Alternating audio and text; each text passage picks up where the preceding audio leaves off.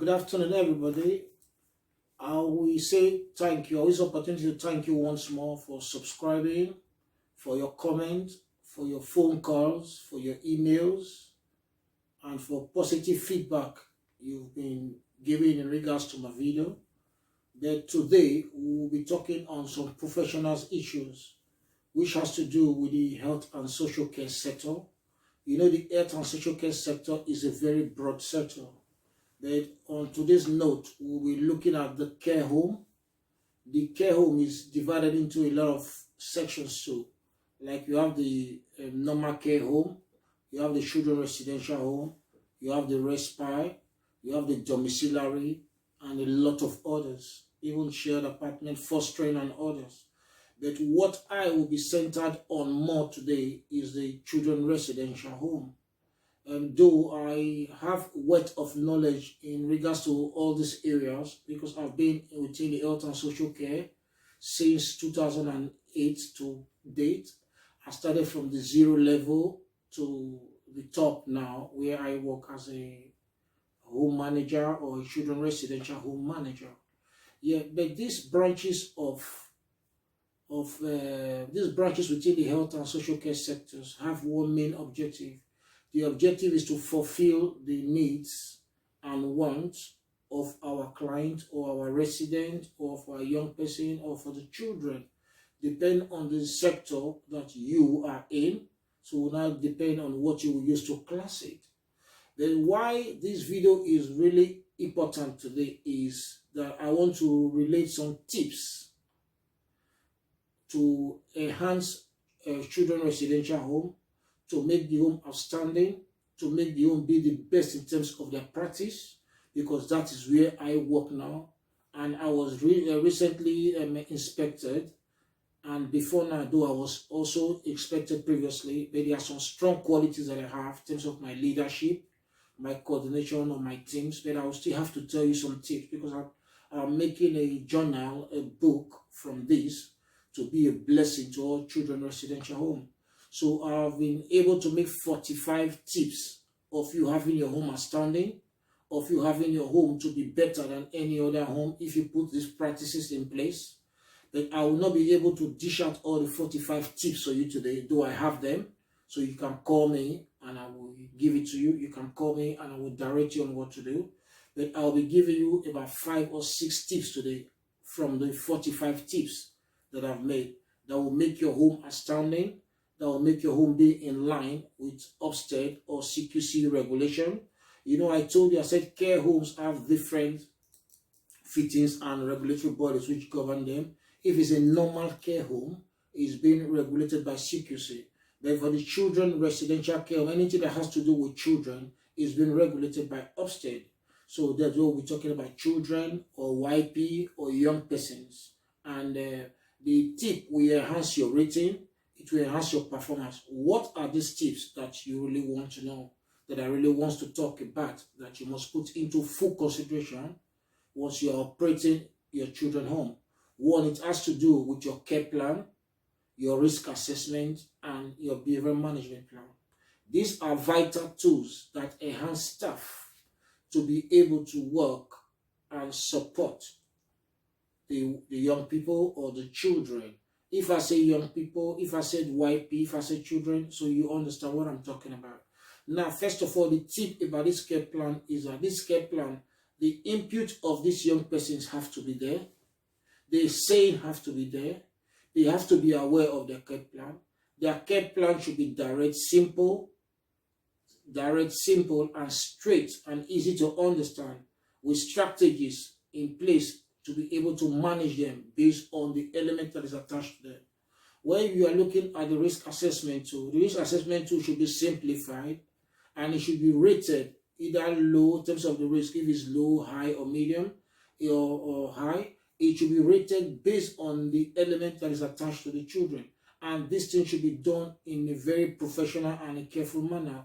And it should be reviewed and updated regularly, mostly when there's an incident or where there's an event or where the needs arise for it to be updated. And good, this thing should be updated accurately, because if these things are not done effectively, it will bring down your rating and it will bring down it won't tell good about your accurate judgment in regards to these tools, and these tools are very, very vital. The second element to be considered again has to do with the effective communication. Under the effective communication, I tend to group it into two aspects. I group it as the internal and the external. Under the external, I group that one into two that has to do with stakeholders, terms of the professionals. One, as a home manager or as a home, you have to have a positive communication network.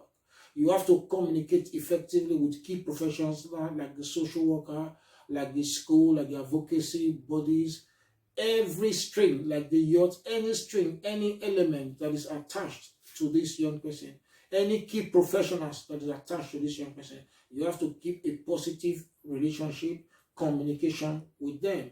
Indirectly, your day-to-day, you have to work with their input to ensure that you are giving this YP the effective and expected support that you expected to give to the person. And this other thing you have to look at there again in regards to effective communication is that the family has to be involved. And this family being involved or relative being involved has to do with the section that this young person is. Because some of these YPs are under section 31, while some are under section 20, whereby some of the rights of the families are not playing too much role in regards to the support or the life of the young person. Then why some of the sections, like if you try to differentiate it between section 20 and section 31, you go together. So when you now see that the family has full right or 50% right to be involved with the YP, and it will be good for you to communicate with them. So now, if you want to look in between the two sections, now you might want to say, oh, what section will the family be involved in? Or what section the family is less involved on. Like these two sections, for you not to get confused. It's just that, like for the section 20, the family have section 20, the family have 50% involvement in the child. Then why other 50% is for the placement or local authority? Well, why for the section 31, the family have no role to play in terms of the child. The child is on full care order with the placement with the local authority. Then the other aspect there again you have to look at this is that now, in spite of the fact that you are looking at the sections or you're looking at the key professionals in terms of this, your positive relationship with them, your communication with them, and our practice are evidence-based. You have to evidence what you are doing, your communication with them, what they say, your action you've taken in regards to their positive input in regards to the betterment of the young person is a very key success for you as a care manager or for your home to be effective.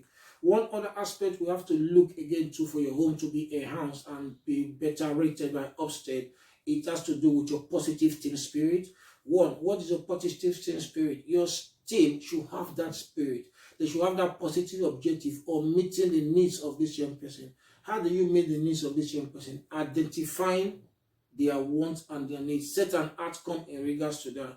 With the input of stakeholders or with the input of these key professionals or with the input of this collaborative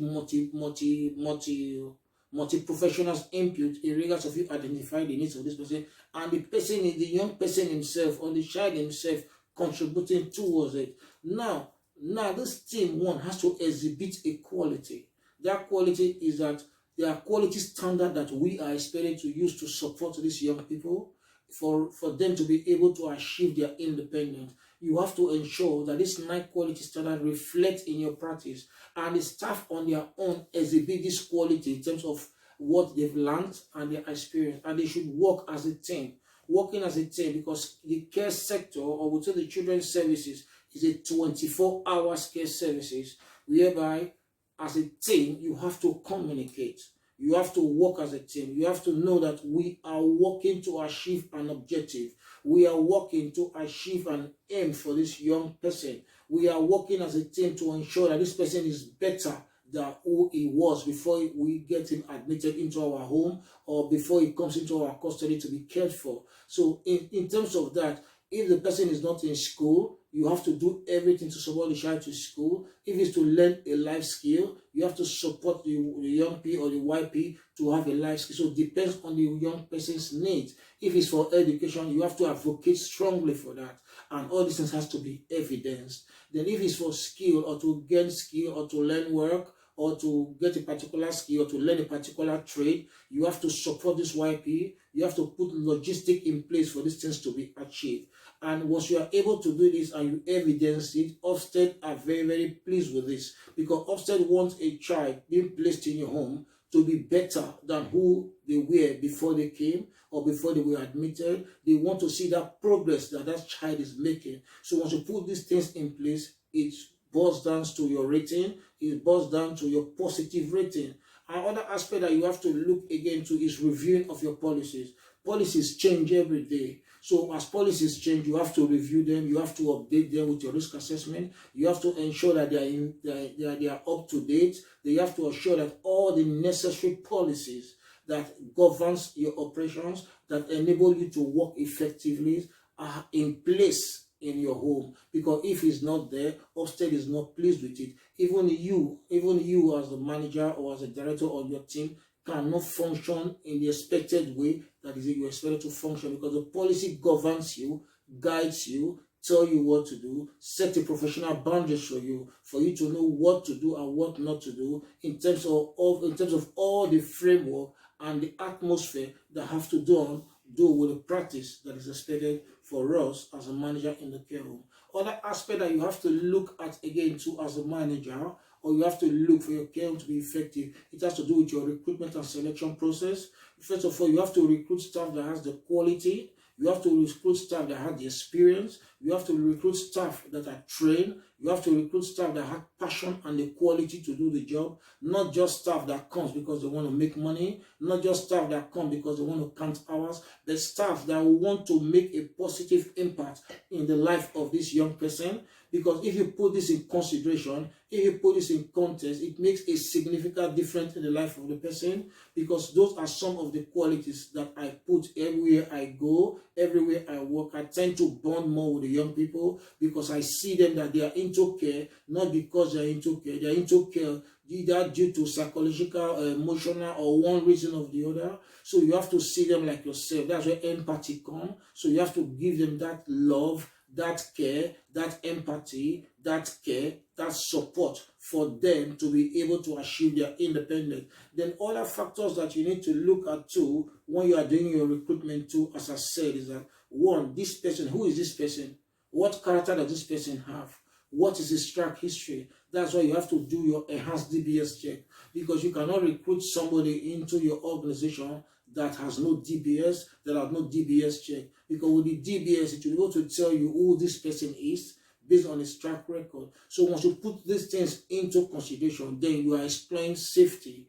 And safety is paramount in our operation. Then other aspect too that could give your rating a very good rating has to do with your leadership. One, you have to have your leadership who is qualified, who has the necessary training, who have the experience, who meets the requirement that is required by Ofsted in regards to you being a leader or being a manager within a care home, because there's an expectation that your managers or that your care home managers must have within Ofsted. And this, you can access this through your children regulation 2015. These things are written there black and white. But aside that, you meeting up with this requirement, your leader or your manager should have strong personality. Strong personality is a strong management personality in the sense that it should be it should have this strong interpersonal skill, whereby it should be able to transform his team. He should be able to work with his team in achieving this objective of the organization, and he should have good command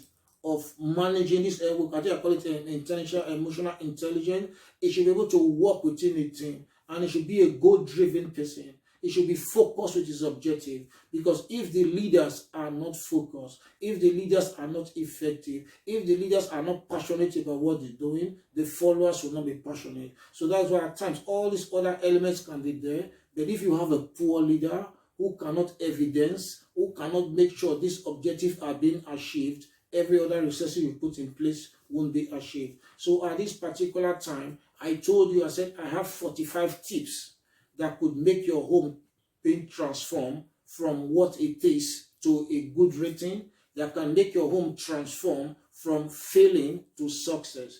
Though I was able to do this because of my constant experience with upstate inspection, with my flair and interest and my quest to work within the health and social care, and which has also given me the privilege to bag a degree within the health and social care in terms of leadership and management to a master's level and above a master's level that I'm running towards now. So it just gives me that drive that it will be good for me to share this with you, that this tip, people should be aware of this tip. Care home managers should be aware of this tip, that there is no home that is not good. There is no home that cannot be good. It all depends on your leadership. It all depends on your structure. Because if you don't have an effective leadership, if you don't have an effective leader, if you don't have an effective manager, care plan will not be reviewed. Care plan will not be updated. Effective communication will not be promoted. Identifying your staff strengths and weaknesses will not be there.